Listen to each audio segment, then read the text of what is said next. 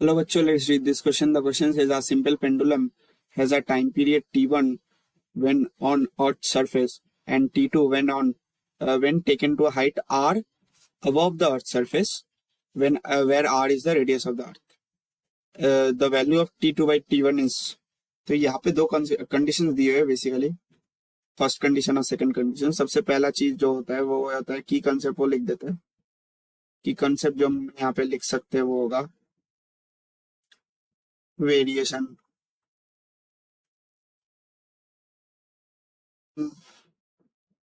value of g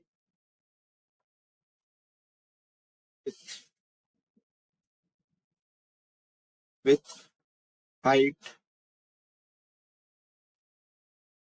above the earth surface. ऐसे लिख देते हैं, height above the earth's surface. ये आपका की कंसेप्ट हो गया. अब बेसिकली जितने भी केसेस दिए हुए वो रीड कर लोगे. सबसे पहला जो केस दिया हुआ है वो है on the earth surface, on the earth surface. और जो सेकंड केस दिया हुआ है वो है एट डिस्टेंस नहीं है, ऐसे लिखते हैं, एट हाइट h बराबर r अबव अर्थ सरफेस. ये आपका सेकंड केस हो गया. अब जो बेसिकली हमें पूछा है वो है टाइम पीरियड के बेसिस पे. अब टाइम पीरियड का एक्सप्रेशन क्या होता है वो हमें फोकस करना होगा. टाइम पीरियड का एक्सप्रेशन जो होता है वो होता है 2 पाई रूट एल अपॉन जी. ठीक है. अब स्मॉल जी का वैल्यू क्या है, मतलब स्मॉल जी का वेरिएशन कैसे होता है.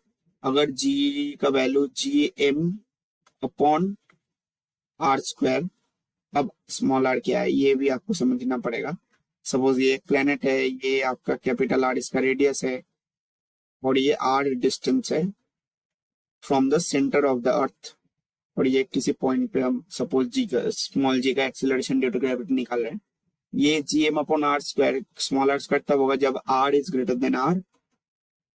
Then radius of earth. और ये जब r less than radius of earth होगा, ये जी का वैल्यू होगा G M r upon radius of earth का cube, that is capital R का क्यूब.